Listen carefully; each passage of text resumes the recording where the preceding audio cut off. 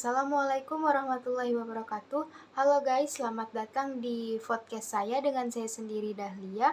Pada podcast kali ini saya akan membahas tentang berita yang lagi booming-boomingnya pada saat ini, yaitu bocah berusia 4 tahun yang dibunuh oleh pacar ibunya sendiri.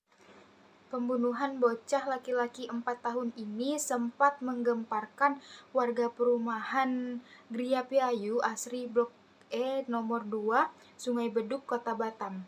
Pembunuhan sadis ini dilakukan oleh pacar ibunya sendiri pada Kamis 3 November 2022. Dari hasil penyelidikan sementara pihak kepolisian diduga pelaku ini kesal terhadap korban karena korban ini terus menangis. Pelaku dari pembunuhan sadis ini bernama Randi Febriansyah, warga Batu Ampar, Kota Batam. Randi Febriansyah ditangkap polisi setelah ibu dari korban pembunuhan ini bernama Amalia melaporkan kejadian ini ke polisi.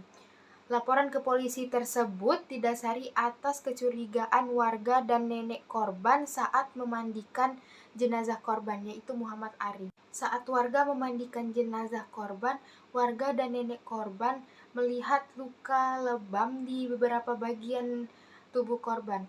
Amelia yang awalnya ikhlas terhadap kepergian anaknya ini akhirnya membuat laporan ke polisi atas desakan warga dan orang tuanya.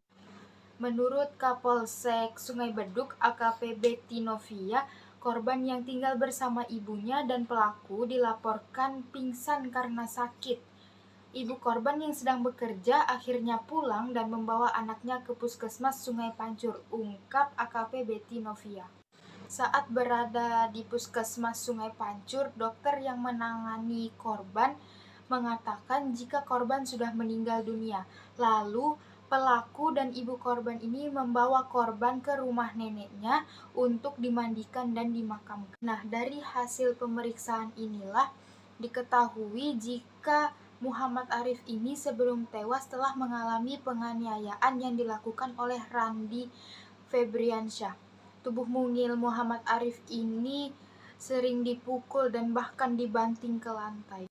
AKP Betty Novia juga menambahkan dari hasil visum diketahui terdapat banyak luka lebam di bagian kepala, dagu, punggung, dan dada korban. Bahkan kepala belakang bagian korban retak dan pembuluh otaknya pecah. Pada saat ini, pihak polisi juga masih mendalami keterlibatan si ibu korban Amelia terhadap kekerasan yang dilakukan oleh pasangannya itu Randi Febriansyah. Dan ada juga dugaan korban Muhammad Arif ini sudah sering mendapatkan perlakuan kasar dari pelaku Randi Febriansyah dan ibu korban. Sementara itu, Amelia mengaku tidak mengetahui aksi kejam yang dilakukan oleh pasangannya itu terhadap anaknya.